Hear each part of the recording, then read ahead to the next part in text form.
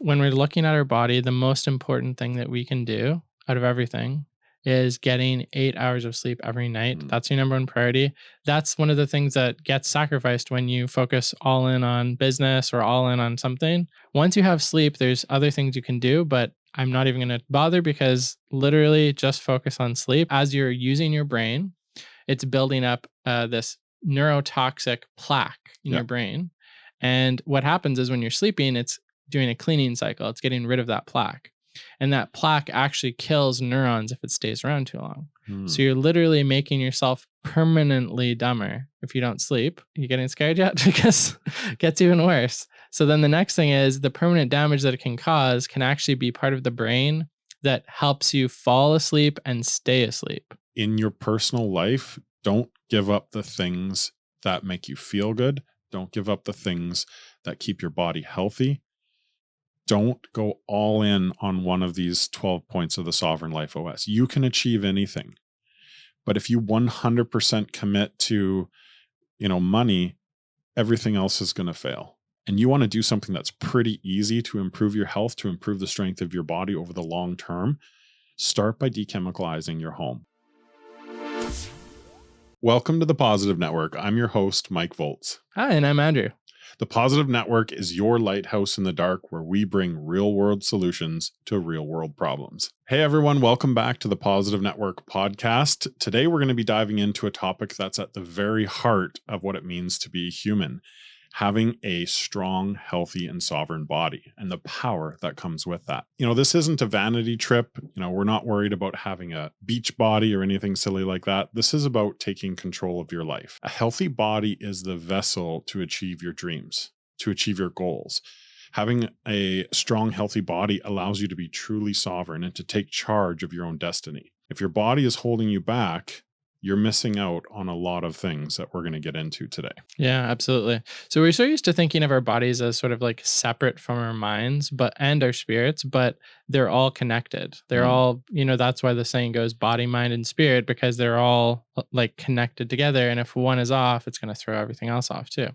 So when you invest in your own physical well-being, you're unlocking a much deeper level of personal power. Yeah, absolutely you are. Yeah. And we're going to break down why having a strong body is so important, and why it's so critical to the overall sovereignty. So today we're going to touch on things like sleep and the superpower of sleep. It's not just about the hours that you're logging while you're sleeping, but it's about how it fuels your brain and your mood. We're also going to talk about having a clean home. And when I say clean home, I mean how to dechemicalize your space and your products to support your body in a better way. And then your everyday strength. So forget the gym obsession. We're going to give you practical steps to have a strong and healthy body. I'm excited I clearly to get forgot into the this. gym. You forgot the gym? I forgot the gym Okay. obsession. That's okay. Actually, this is a good point, is that out of all the sovereign, life OSs, you're going to be better and worse at some of them.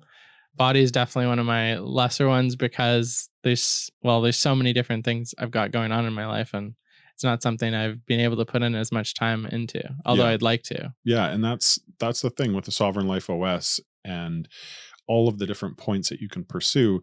You're going to be really strong in some already, and some you're going to have barely scratched the surface. And that's going to be a unique puzzle to each individual. So you start where you're at and do what you're capable of. And don't feel bad about it. We'll talk about a little bit about that today. So if you're ready to take ownership of your sovereign body and everything that comes with it, let's dive in. Cool. So the first thing we're going to be talking about today is sleep. Sleep is actually probably the most important thing I think you could do, the single most important thing you can do for your health. Because if you don't sleep, then your life is basically over. Like, you're not going to have a good time if you're not sleeping. Yes. Yeah, you'd be going insane. So anyway, so you basically need sleep, but it boils down to like more than just, okay, you need it, but what is it actually doing for you? And like, how can you optimize it and stuff like that? But the core things here are, if you don't sleep, did you know that you can't learn? Like, a lot of your learning happens in your sleep. So basically the time that you're awake is sort of like you're recording a memory card, right? Okay. It's almost like you hit record on a DSLR and you're recording your day. that gets stored in the hippocampus. Mhm. And then through your sleeping time, it's offloading the data and then uploading it to what you could call your hard drive. So you're saying that your retention of the information you receive during a poor sleep day won't stick with you. So you can learn something, but it's not being recorded properly. Yeah, and the other thing too is that in the REM parts of our sleep, it's showing. This is coming from. It's called the book "Why We Sleep" by Matthew Walker. Okay. It's basically saying that as you're in REM sleep, it takes the long-term memories you've created and then creates an index where it tags all the different things you've learned and then cross-references them with all the other data to integrate it into your total long-term memory. Wow. And you actually, even 3 or 4 days after you've learned something, your brain is still processing it. So even if you miss sleep like 3 days later, you could actually impact learning or studying that you're having days before that. So you're impacting the new connections it might be making from the learnings that you had days ago. Exactly. Wow, I didn't know that. Yeah. So to all those college students out there, Get some sleep. get some sleep. Yeah, you need it. Another interesting thing from that book is, did you know that 8 hours a day is actually required to have full capacity? I have heard that. Yeah. If you're at 7 hours, they did tests with, again, this is coming from the same book. It's a fantastic book if you want to learn about sleep, is Why We Sleep by Matthew Walker. And they were saying that 7 hours of sleep each day for over a week inhibited enough to not be able to pass a road test if you're pulled over. You'd be equivalently legally drunk. Oh, wow. Yes. I drive illegally sleepless all the time. This Well, is not good. If you get less than 4 hours sleep in a night, Yeah. you're at I think it was a 7 times higher chance to get into a car accident, 700% increase in car accident. Wow. Yeah. And I can see that. Yeah. Anyway, so that just gives you a little bit of insight into how critical sleep is for making decisions. But that's only kind of scratching the surface because it gets worse. So if you don't sleep, as you're using your brain, it's building up this neurotoxic plaque in Yeah. your brain. And what happens is when you're sleeping, it's doing a cleaning cycle. It's getting rid of that plaque. And that plaque actually kills neurons if it stays around too long. So you're literally making yourself permanently dumber if you don't sleep. You getting scared yet? Because it gets even worse. So then the next thing is the permanent damage that it can cause can actually be part of the brain that helps you fall asleep and stay asleep. So there's people who are like older in their 80s or whatever who can only sleep for like 4 hours a night. And it's not because they don't need 8 hours. It's because their body has lost the ability to even keep them asleep that long. No way. Yes. So they're chronically lacking sleep. Another thing is during the day, your chance of having a heart attack, if you haven't slept the night before, even just 1 hour increases your chance of a heart attack, increases blood pressure, causes you obviously to make really bad decisions, and then stops you from enjoying life. I read a report, speaking of the heart attack, I read a report that there's a measured spike in heart attacks during daylight savings time. Yeah, that's related. Yep. Wow. Yeah. So even just an hour off can really dramatically affect, if you stayed alive that day or not, potentially. I have also read that you said the damage is permanent. It's irreversible. Like you literally take years off of your life with extended periods of not sleeping. Yeah, not only years off your life, but enjoyment and happiness. And when you make poor decisions, you're actually, let's say you make a bad decision and you do something irreversible. Like let's say you were driving and you hit some kid on a street by accident, Yeah. But because you just made a bad decision due to lack of sleep, then, well, your life is screwed up from that point on. Yeah. You're either going to live with the guilt and, whatever happens out of that situation, it's not going to be good. Wow. So I kind of look at this like when you go to sleep, it's like defragging the hard drive on your computer.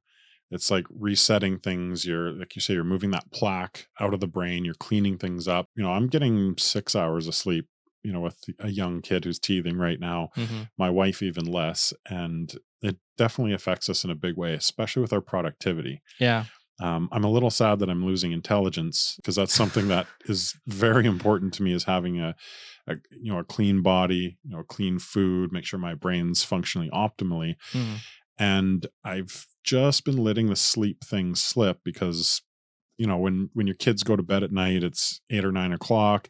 oh my goodness, I have my first hour or 2 hours of free time. I don't want to waste this. So then you're, in bed at 11, maybe 11:30, and then you're up at 6. Yeah. Right. Yeah. So I know the deal too. Yeah. I think this is something that I'm going to need to address right away and get very serious about. Yeah, it's actually the number one thing I would say, that if you're not getting your 8 hours of sleep, you could be massively improving your life by just getting it consistently. Right. No, it's interesting. So we're working right now with 3-time Miss Olympia, Whitney, who she's challenged us all in this amazing program to strengthen our bodies through food and movement.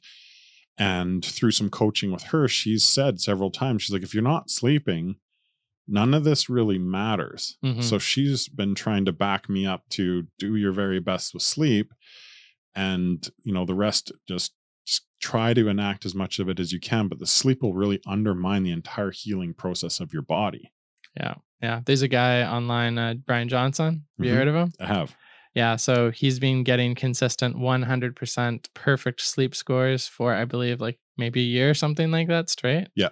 That's what he also preaches too. Is sleep is the number one goal in his life. It supersedes every other thing. What can people do to improve their sleep? There's so many different reasons people might not be able to sleep. They might be on shift work. They might have young kids. They might be, up late studying. They might be out partying, drinking alcohol, which is a whole other topic. Yeah. But as far as sleep goes, like, should people be changing their mindset about it first, or are there some practical steps they can take? I think firstly is make a list between the things that are keeping you from sleeping that are within your control to change and ones that aren't. So for example, a teething baby, what are you going to do about that? Like you survive. You can't do anything. Yeah. Like unless you're willing to just not do anything with your kid, which would be very bad, you're going to have to do something. Yeah.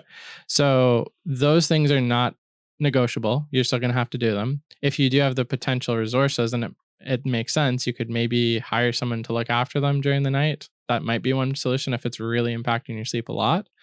The other thing is the other stuff that doesn't need to be there that's impacting your sleep.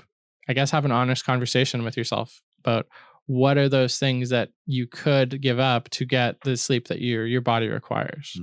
So maybe people could combine the time auditing practice from the Sovereign Time Point with things that you're doing, things you're committed to, things that are taking up your time, that are taking away from your sleep. That might be a prioritization of eliminating time wasters or time thieves.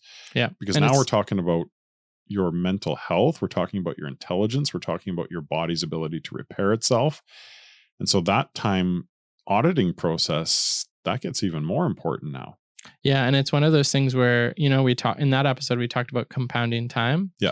When you're sleeping consistently, you're able to compound good decisions to possibly free up more time in your life to actually have that good sleep. Yeah. But like I said, when you have young kids, that's something that's not really negotiable. Yeah. But that doesn't mean that you shouldn't still try to get the 8 hours of sleep in some other creative way, if possible. And also too, I want to acknowledge, and my wife and I have felt this, when you don't have sleep, you get into a state of frustration, a state of confusion, and you literally might not be able to go to sleep at 8 or 9 o'clock at night because you're frustrated. You're so frustrated that you're so tired that you can't sleep, and you get into this loop. Yeah. So there's significant challenges to this, but it's important to find ways to help each other out. So try having a nap during the day. Yeah. Right. Napping is super critical. If you're feeling tired enough to go to sleep and you can somehow swing it, then definitely do it. The other things too, there's now I can't say that this is 100% sure because I don't want to mislead anyone if I'm incorrect. Okay. But I do also feel pretty strongly about this, and I've had personal success with this myself, is on the days where I don't get sleep, what I do is I take NAC, and acetylcysteine with with glycine, which are both precursors to glutathione, which is an antioxidant that's very powerful. Okay. Melatonin, by the way, is the body's most powerful antioxidant. Yeah. And melatonin is actually one of the things that helps clean the brain. Now, again, I'm not a brain scientist, so I could be saying something a little bit wrong, but what happens is they've done studies with mice where they sleep deprives them. So they basically, I think they had them on some shaking platform that would like put water on them so they could never sleep. Waterboard the mice. Sounds horrible actually when I think about it. But So they had these mice that didn't get any sleep. They had mice that did have sleep. And then they put the mice that did have sleep into two groups, or sorry, the mice that didn't have sleep into two groups. One they gave a NAC to, and the others they didn't. And then they put them up against mice that were fully rested and they're good to go. Okay. Then they put them in a maze. The mice that could actually have sleep, they did, that was the baseline. The mice that didn't have sleep were way worse. I think it was like 70% slower getting through the maze. Yeah. And the ones that took NAC were the same as the ones that had sleep. Interesting. Now, you talked about melatonin being one of the things that helps with sleep. And I just want to caution the listeners out there. There's a lot of melatonin supplements out there. Mm-hmm. Be very careful about taking melatonin on a continual basis over a long period of time. It can cause imbalances in the body, and then it can affect your body's ability to naturally produce it. So, do your own critical thinking, research what Andrew just said about NAC, go out and read some stuff, get some opinions, but be careful about just taking a straight up melatonin supplement. We've had some issues with that in our family in the past. So yeah, and also you can easily overdose because they sell like 5 milligrams, 10 milligrams, but I think the most that you really need is something like 0.3 milligrams to get the effect, and you should really only take it if there's no other option. Yes. Like it's a last resort. I'm not saying go take melatonin. What I'm saying is that when your body naturally releases the melatonin, that protects, that is an antioxidant. I don't know if you know this too, but when you're out in the sun, did you know your body's making melatonin from the red light that's coming into your body from it? Yes. So the sun is that could be a whole topic for sovereign body and the things that happen. I'll bring a very cool guest on to talk about that. Cool. I'm excited. We'll have a good conversation with him. Sounds awesome. The sun does amazing things for that and many other things. So I've started to incorporate naps in the last year, and my naps are interesting. I always thought it was ridiculous. Like, where am I going to find an hour or 2 hours to have a nap? It's not possible in the pace of my life. But what I started working on is switching some practices of switching from sympathetic to parasympathetic, fight or flight and get into rest or relax. And through practice over time, I've been able to take a 20 to 30 minute nap where I feel my body making the shift. I'll let my wife know, like, I'm just going to go have a quick, switch over here. I'll lay down, and while the kids are screaming and playing, I literally fall asleep, snore sometimes 15, 20 minutes, come right back out. And it is a complete reset of a very foggy brain. It is the neatest thing. And it took a while to do that. I think that's something we could expand on for the listeners again one day. Yeah. But that's something I implemented right away. Because when you don't have the ability for whatever reason to have a full night's sleep, you've got to start doing some other practices to help out. And coffee, by the way, is not a good crutch to lean on. No. It's really not. I went down that road and I regretted it immensely. I'm still down that road. It's my survival tool. So I'm not letting go of it yet. Yeah. I could do a whole episode on why I quit coffee like 3 years ago. I cold turkeyed it and haven't been back since, and I'm super happy about it. And naps were a big part of being able to make that happen. Man, the other day I woke up with a very puzzled look on my face. I had fallen asleep on a crossword. Okay, I got one for you. So why do keyboards never sleep? Because they have 2 shifts. Okay. Okay. Well, let's move on to the next one. Next point about having a strong body. So this is a neat one. It's dechemicalizing your home. And I'm talking specifically about the products that are in your home. So there are a lot of environmental toxins in the world these days, from, the household cleaners we use to the air fresheners that we're convinced we need, to the, laundry detergents, and to the personal products that you're putting on your body. And our journey started with this years ago when my wife got extremely ill. Now, she had a bout of anaphylaxis and we almost lost her. Oh, wow. And luckily we threw the baby in the truck and threw her in the truck, and we met an ambulance halfway to town. And they had said that if we hadn't, popped 2 Benadryl in her mouth on the way out the door and met them halfway, because they wouldn't allow us to go all the way to the hospital. They headed us off, that she wouldn't have made it. And so we were left. So intense. It was crazy. And we were left with no answers. I mean, she had taken an Advil for a headache and her body blew up like a balloon. She had previous, like, her body would react and she would start, swelling up, but it would stop. But this time it just went all the way. And for those that don't know, when you have a sudden onset anaphylaxis, you have 20 to 30 minutes before your body kills itself. Essentially, your immune system goes into hyperactivity and it just attacks everything. And that's it. So we got her to the ambulance. They shot her up with the EpiPen. They found a vein and got an IV, and we moved through that traumatic experience. But then we were left with questions like, what is going on? Everything my wife ate after that, and there were several repeat episodes, everything she ate set her whole body off. Everything she would put on her skin would set her skin off. And so we had to eliminate everything. And so from foods to chemicals so we went through this entire process. Wow. We started reading the literature, getting into the books, and we really deep dove what is in the products that we're putting in our bodies and on our bodies. And it was crazy. The type of industrial chemicals that have been brought down to a safe level. If you know LDL levels, like there's levels of things that kill mice and rats at a certain amount, and then they scale it up for humans, and that's how they determine what's safe for us. And we were just amazed at all the stuff that we're putting on in our bodies. And any one of these things alone over a long period of time probably won't affect you in a negative way. But when there's 10 personal care products, when there's 5 natural cleaners, when you're spraying air freshener scents in your home and you're breathing these in, when you're adding all these things together, they add up to a range of different negative health side effects for people. And with each human body being completely different and unique, people react differently. So there's no conformity to the result of this chemical intrusion of the body. Keep in mind, humans are like cockroaches. Like, we survive a lot of stuff. Our bodies are amazing and resilient, but this stuff takes a toll over time.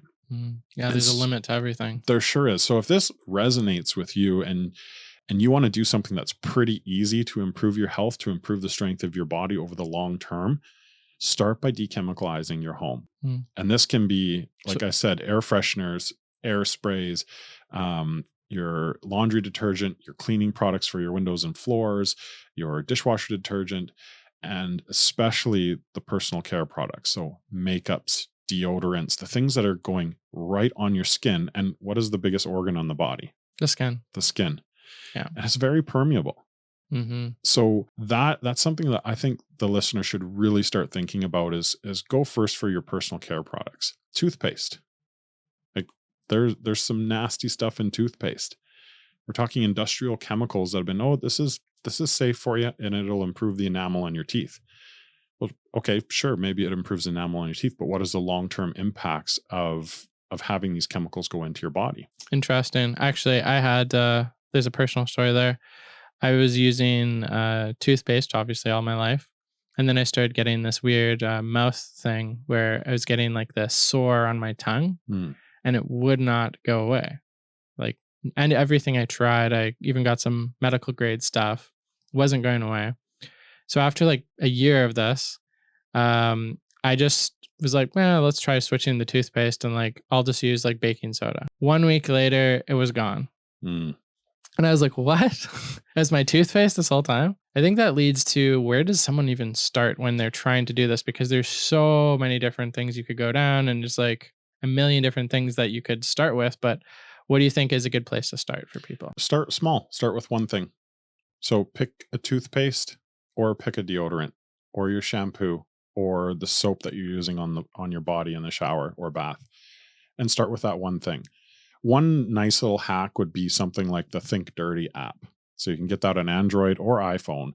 You can go into the aisles in your grocery store or wherever you're getting those natural care products, turn the barcode around and scan it. And it's going to give you a rating on a scale. I think it's 1 to 5 or 1 to 10. It's been a while since I've used it because our home is completely turned over. And it'll tell you on a scale of on that scale of how dangerous that product is for you and what chemicals specifically it's referencing in, of how that would affect you.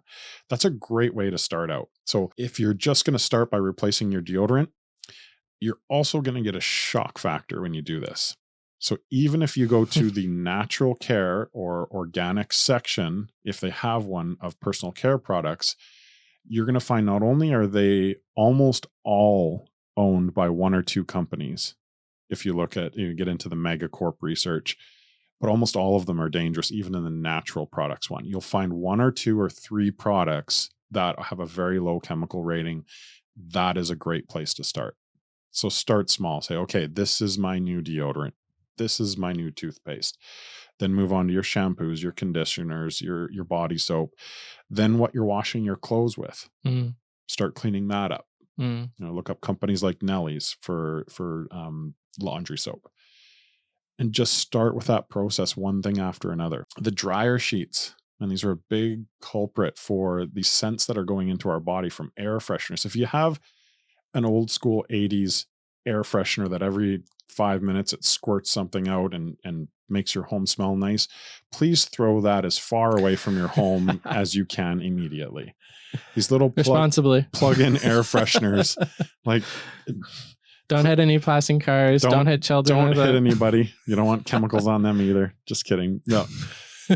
Just I know you're joking. I'm just super passionate about this. Like, start getting the chemicals off your body. Yeah. You know what I really don't like is the air fresheners in people's cars. Oh, those give me a headache actually at this point. Well, I'm on business trips. It's probably 70-80% of the Ubers that have these things clipped right into the air vent. Here's the other thing. When you dechemicalize, when you get this stuff out of your home, out of your environment, if someone comes in to chat with you wearing heavy perfume, you will have a headache inside of 30 to 90 seconds. When you jump in an Uber with an air freshener, you get out with a headache. Whereas before, you might have always felt just a little less optimal than you thought, but you were so inundated, your body was just dealing with it. Once you're free of these things, you notice the effects. Similar to a food elimination diet. When you eliminate everything to find out what you may be allergic to, if that's something you have to do, and you add one thing back in, you're like, oh my goodness, that gives me heartburn. Oh my goodness, that makes my guts go crazy. Yeah. Right. And you'll notice because you're adding that one thing back in. So when you dechemicalize, it's a stark realization of what these things were doing to you. There was just so much coming at you. Yeah. And it's interesting we're having this conversation because I feel like it's one of the things that is not talked about enough. No. When you think about improving your health, the first thing that comes to mind is like, gotta hit the gym 6 days a week kind of a thing. But it's like if you're layering on toxic deodorant and toothpaste and shampoo and bathing in cologne and a bunch of other stuff, that's doing like negative harm. I'm saying this because of me, but before I used to think like, oh, you don't really anything on the skin. It's not that big of a deal. But then you're like, yeah, but there's patches that literally give you medication through your skin. Yeah. Actually, I also read that the grocery receipts, like the receipts at stores. Yes. There's a coating on them that gets absorbed into your skin and increases estrogen. Yeah, it's really not good for you. And it's bad for you. Yeah, just to even touch it. Yeah. So it sounds like if I was going to summarize where you're saying that probably the biggest bang for your buck is look at everything that's touching your skin first. Yep. And then secondly, anything you're breathing in. Yep. And then those will be the core places that you want to get started with. Yep. And then after that, then your household cleaners that are sort of proxy touching or smelling, when you clean up a counter, you're not necessarily like laying on it like full body, like skin to skin. You're like, yes, absorb into me. Get on me. Because it's not going to happen. But that's what is happening to your shampoos. Those are going all over your skin and over your body. So those are probably the first things to start looking into. Yeah. Do you have a specific shampoo that you recommend to people? Yeah, we've got a couple of them. I think what we would do is probably do a full episode on this and share some ideas and have some conversations around this. Cool. Something to look forward to. Yeah. So we do a combination of two things. So this is another thing listeners can do is you can go out and buy some less chemical, dependent products from the store. You can also make a lot of this, right? You can make your own soap. You can make your own shampoo. So our shampoo and conditioner is actually in bars of soap. right? Our body soap is so we have 3 bars of soap. One's a conditioner, one's a shampoo, and one is your body wash. And if you don't want to make them, they're easy to find out. I mean, we use AI while it's, hasn't turned against us. And topic for our sovereign data episode coming up. Use AI to just get recipes for making every single one of these products in a natural way. That's very easy. And the ingredients are very simple. So we make about half of our stuff. We buy another quarter of it from people who are making the stuff locally. So they're doing what we would do, but we don't have the sovereign time freed up to make all of it. And then we buy about a quarter of it from sources. What you buy, you also have to keep looking at. We just found out that our deodorant was purchased by one of the big megacorps, and it's now full of a bunch of stuff, and we didn't read the label. So that happened sometime in the last year. Yeah, I hate when that happens. And you find a product you love, and then it gets changed, and you're like, why? Everything. Why did you do this to me? Flows to the top of megacorp. If a natural health product gets very popular, someone offers them a check, most founders will say, all right, I'm riding off into the sunset. And then to make that product more profitable, they swap out with cheaper ingredients, chemical ingredients. They're just using the brand to get back into your home again. It's sad, but it's true. So you got to be a little bit vigilant over time for the products you're purchasing. That's the way that we deal with it. It's a combination of things, and it's based on our resources and time. It's funny. We're talking about having a strong body, and we start with sleep, right? Yeah. And then we talk about pulling chemicals out of your home. And most people are like, no, you go to the gym. Let's get some muscles. Let's get a 6-pack. Andrew and I might be rocking a 1-pack working on it. I can provide step-by-step instructions on getting a nice 1-pack. I've been extremely healthy most of my life. I've been an athlete, and a lot of that came naturally to me because I played sports my whole childhood. Same here. And then when I got into business and I got, imbalanced, and I was obsessed over sovereign money, although I wasn't calling it that at that time, I lost my health. Right. So that kind of went backwards. So I want to get into that story a little bit, but people might be surprised that the third thing we're going to talk about is actually making your body stronger behind those other two, because those other two really are low-hanging fruit that will improve your body immeasurably compared to this third point. This third point will also help, but remember, it's not about just getting a strong physical body. It's about having an overall healthy body. But the third point is lift heavy shit and eat the right macronutrient combinations for your body to deal with that situation, deal with that stress on your muscles, deal with that stress on your joints. So how are we talking here? Like lift a car every couple days? At least a car or two. You're going to Hulk those things. Throw it across the property. Yeah. A lot of people are like, well, I need, high intensity cardio. I need to run for an hour a day. And that works for some people, but it doesn't work for others. So however you're going to do this, whether you're going to go to the gym and lift heavy weights, whether your job is physical and that can be enough for some people, or you have some stuff around home, some free weights that you can lift, stress your muscles out, at least 3 times a week. I learned from some very knowledgeable people on this that we'll share with everyone on the podcast. We'll have them on as guests, but lift heavy stuff and then eat enough protein for your body to do something about that stress on your body.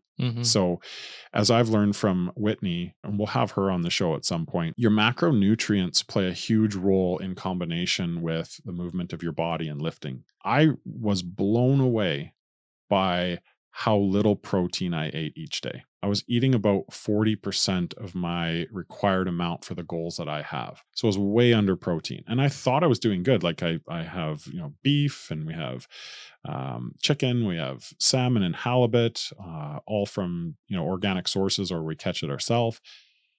But what happened was my fat content was almost as high as my protein content. And now you do need fat, but you need a measurable amount more protein than fat. And when you eat what I thought was good protein sources, a lot of them weren't lean enough.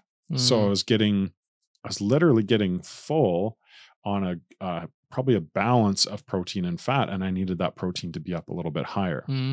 Yeah, right. Because if you have like a steak, that's not just the protein, it's marbled with fat in there as well. And that's Also, what makes ribeyes taste so dang good. It's so good. Yeah. But that fat, it burns a lot slower. Yeah. Right. And that protein is what you need for recovery and for building up that muscle.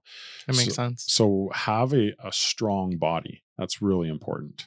Yeah. So it's almost like all these different points, they're kind of like intertwine with all the other points, right? Like the body is important, but the body is also interconnected with the mind, with and being able to maintain your body. That's like sovereign time, and even keeping your body safe. That's sovereign defense. So there's all these and sovereign food. Feeding your body the right minerals and nutrients that it needs. They're all sort of intertwined. They very much are, yeah. And so when you think about the 12 points of the Sovereign Life operating system, the body has a lot of strong tie-ins with the other points. So, for example, sovereign defense.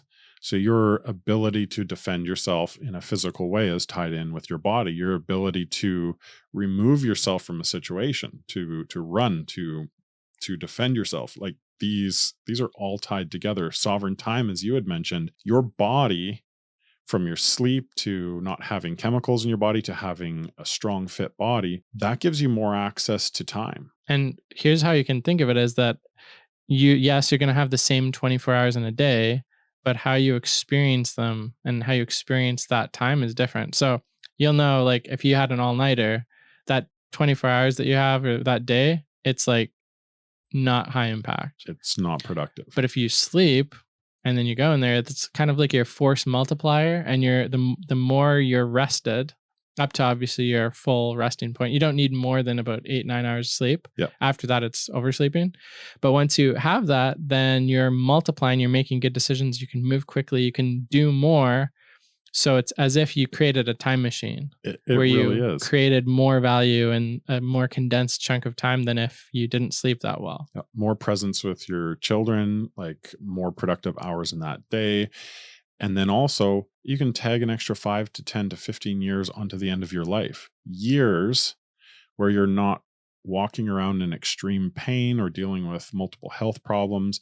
So it's not just about living longer, it's about living longer in a state where you can participate in your life. Living stronger. Living stronger, living longer. Yeah. Not just longer, but stronger. But stronger. There's the slogan.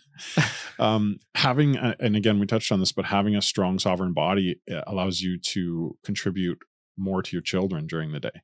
Allows you to be more present for them. Lift them up. Lift them up. That's nice. No, you're 69 pounds now. Can't do that anymore. And also, when we're talking about living longer, like when you get to older age, you get to experience more of your children. If you have the body that will allow you to stick around, you get to experience more with your grandchildren. Yeah. And that's magical. Sovereign mind, there's also a tie in there, your mental health. Like the mind body connection is huge. Yeah. Those 2 points have a lot of intermingling. So thinking of an analogy of all these points, it's like they're all organs in a body.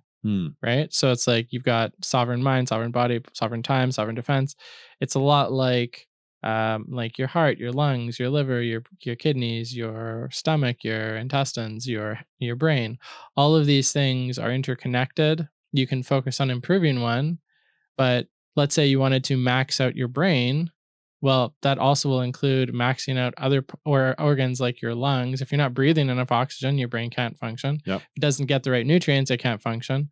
So all of these organs are interconnected and dependent on each other. So if you want to min-max and get to the best levels of any of these organs, you have to bring all of them with you. All of them. They're all interconnected. And we've got a great visual that we've developed, and we'll throw it up on the social media sites. But we have the Sovereign Life 12 points in a circle rather than like Maslow's pyramid of basic needs, which is a pyramid of your base needs, then your next level of needs, and the next ones. And it doesn't really work like you can't just achieve the ones on the base of the pyramid, then you go up to the next one, because each individual is different, and each individual's access to time, information, energy, resources, money, you have children, you don't, all these things are different. And so in the circular version of this, in the Sovereign Life OS, you might have food over here, data over here, events over here. And when you develop one, then you bump over to this side, then you bump over here, and then you're up over here. And you're basically just going back and forth between these points and working on the ones that are the lowest hanging fruit for you, according to your situation. No one can tell you how to develop your own personal sovereign life OS. You take in all the information and then you make your decisions. So let's kind of circle back, because we talked about, lifting heavy stuff and eating properly according to your goals. All of that information is out there and can be researched. There's so much stuff out there. So how would someone start this? Yeah. So obviously you want to start with a goal that you can actually hit, not something like incredibly difficult. That way you can build momentum. And then once you feel good about it, then you just kind of keep adding a little bit more at a time, because momentum is the thing that sort of drives you. Don't rely solely on your motivation. So if you set this really intense reach goal, you're like, oh, this is going to be amazing, and I'm going to hit this thing really hard. You will only be able to keep that up as long as you can keep the motivational fire going. Right. But that's always a short-term thing. Yeah. Whereas momentum is where you've integrated it into your lifestyle. So it becomes a habit that naturally propels itself. Like, why do you whip out your phone and look at Instagram? Well, it's a habit. It's not because you're motivated to look at Instagram.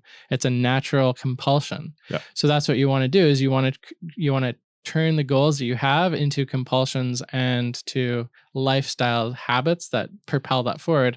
And the best way to do that is to start small, because it takes very, very little amounts of motivation to do, like, oh, I need to do 2 minutes of this thing. And here's a really good point for everybody that I'm teaching my oldest daughter, who is 5. You're in competition with yourself. So be very honest about where you're at and just be comfortable with it. And you want to improve 1% a day. That's it. Against yourself. Don't look at, the strongest man in the world or strongest woman in the world. Like, if I compared myself to Whitney, I'm not going to get to that fitness level. She is amazing. I compare myself to myself. I don't even compare myself to my best physical shape when I was an active athlete. It's to today. Conditions were different back then. They were very different. Yeah. So just keep that in mind as a listener. You're in competition with yourself and you're doing better every day. Exactly. And so also part of this is to reduce the motivational workload, by the way, is I really think you want to find things that are going to improve your life, but that you also like. Yeah. So one story that I heard was there's this person who they couldn't stand going on treadmills, but they were trying to train for like a marathon or whatever. Yeah. And what they found was if they just were out walking and running, they enjoyed the exploration part of seeing different things. And what they hated about treadmills was seeing a static wall or static screen in front of them. Okay. So by changing the exercise to something they enjoyed, suddenly they had, a lot of enjoyment in it, and that kept that lifestyle up for them. So look for something that you yourself can do that's going to achieve your goals while you could also find a way to enjoy it, if possible. And maybe throw a podcast on at the same time, so you're dual using your sovereign time. Yeah. So exactly. Andrew, what's the difference between a poorly dressed man on a unicycle and a well-dressed man on a bicycle? I don't know. What is it? Attire.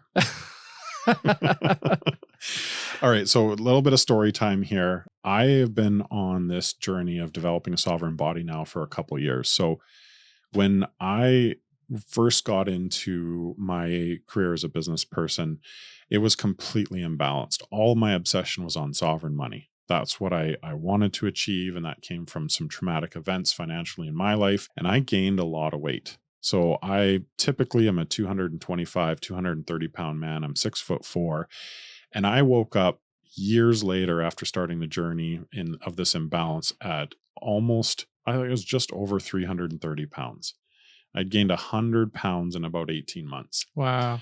And it was really difficult emotionally, mentally, physically, all of these things. I was embarrassed to go out. I didn't want any of my old friends to see me. It was literally traumatic. And I had been in amazing shape my whole life, just, genetics and, playing sports. I started back on, doing things for myself, simplifying things and putting all these practices into place, stacking habits. And I'll never forget the advice my wife gave me one time when I was in the middle of a complaining session before I developed, my sovereign mind. She said, Mike, you worked your ass off to gain 100 pounds over a long period of time. Mm-hmm. You put in a lot of effort to get this overweight. What makes you think you don't have to put in a lot of effort and a lot of time in the opposite direction? And Boom. it Mic just drop. hit me. And I was like, yeah, I had habits Mhm. and I had things I was doing consistently Yeah. to gain weight. Yeah. If you want a 1-pack, you got to put in the work. You got to put in a lot of work to gain that much weight. You literally do. It's a lot of food. It's a lot of lack of care. Yeah. And so that was very powerful. And I'm happy to say I'm 70 pounds headed back in the other direction. I got 30, 35 more to go. And it's been a lot of work and it will continue to be. Right. So What do you think was the underlying thing that you were kind of telling yourself that allowed that happen in the first place? Because that it started in the mind and then it manifested more into your body over time, right? So what do you think looking back was the thing? when I changed my entire life and my story about myself, I was incredibly uncomfortable. So when I went from working at a sawmill, I used to be a helicopter pilot, and then I went and worked at a sawmill. After that, after my career had fallen apart in that area, I had a lot of personal hits. And when I transitioned into being a business person, I was so uncomfortable. I was so stressed out. When you go hard at building businesses, and it's not for the faint of heart. We'll talk about this in the Sovereign Money episode. But you put everything on the line all the time, especially if you're going big. And it overwhelmed me. Mhm. And so stress, lack of sleep, drinking beer, eating as a coping mechanism, it all came into my life. And I went from physical jobs to working anywhere from 12 and usually 16 to 18 hours a day, 7 days a week for many, many years, taking 2 or 3 or 4 weekends off a year. And it was complete imbalance. Mm. So that's what happened to me. And I didn't even realize I was doing it. It's a slippery slope. And especially if you're not experienced, you don't really know the pitfalls to watch out for and the traps. Yeah. So actually, if you could go back to your younger self before you're about to start that, what would be the advice that you'd give them? Balance and systems. So in your personal life, don't give up the things that make you feel good. Don't give up the things that keep your body healthy. Don't go all in on one of these 12 points of the Sovereign Life OS. You can achieve anything. But if you 100% commit to, money, everything else is going to fail. Yeah. It's going to break down. It's You're all going to in the- lose your relationships. You're not going to have a good relationship with your children. You're going to lose time. You may achieve wealth, but I promise you'll spend every dollar of it trying not to die from the health impacts of letting your health slip, letting your mind and body slip. So balance and chill out. You've probably, depending on your age, got 20 to 60 more years on this planet. You will be amazed at what you can accomplish in just 10 years. But everybody's like, I need this now. I need this now. I need this now. Slowly stack skills, enjoy life along the way, and just relax. Mm-hmm. And I You was can't so skip to obsessed. the part where you're Yeah. awesome. You can't just skip to success. Like it's a journey, Yeah. and you can't let that journey wear you down because you didn't spread out the cost of it. Yeah. You can't just front load all the cost and then skip to the awesome, because you're still gonna have to. Those costs will come due, and that's where it impacts It's a your body big and price to everything pay. else. Yeah. So find mentors and read books. Yeah. You want to cut corners, find mentors and read books. You can't cut corners by being completely obsessed with just one or two things. Also, team members are huge, because if you're the one trying to do everything, my more successful projects are the ones where, I had an amazing team supporting me, not the ones where I struck it out on my own and did everything myself, because there's just too many parts to building a business. Yes. You can't do everything by yourself. You cannot. Absolutely Not long term, at least. You can maybe try for a couple of weeks or months or whatever, but anything beyond that, you're going to start doing a lot of damage to yourself. Yeah. When you go into years of doing it as a one man or one woman army, you run into trouble. So that's what I would tell my younger self. That's really good advice. Yeah. All right. So start small, take time with things, sovereign time, keep everything in balance, but make sure you're focusing on your body. It's super important. Have patience and grace with yourself. Also, don't make excuses. So that's the advice that I would give to the listeners. How about you, Andrew? What one piece of advice would you give? Yeah. So my main takeaway that I'd like people to get is that when we're looking at our body, the most important thing that we can do out of everything is getting 8 hours of sleep every night. Mm. That's your number one priority. That's one of the things that gets sacrificed when you focus all in on business or all in on something. Once you have sleep, there's other things you can do, but I'm not even going to bother because literally just focus on sleep. That's already hard enough. So some of the things you can do, look into Why We Sleep by Matthew Walker. Excellent book. It also has a sleep hygiene list. So some of the things you can do is your body temperature needs to be cooler when you're going to go to sleep by a few degrees. So don't blast the heat in your room. If you live in a hot climate, try to find ways to cool down if it's possible. If not, I don't know what to say. Good luck. Sleep in the basement. Move somewhere else. Yeah, sleep in the basement. Dig a hole in the ground. Just cover yourself. But anyways, so getting that 8 hours of sleep is critical. And again, you can start by making a list of what are the things you can and can't control, and then start going through the ones that you can in order to free up that 8 hours of sleep that you can do. Nice. Yeah. All right. So thank you for tuning in to this episode of the Positive Network podcast, where we as the people of this planet stand up and take our power back to make a world that we are happy to live in.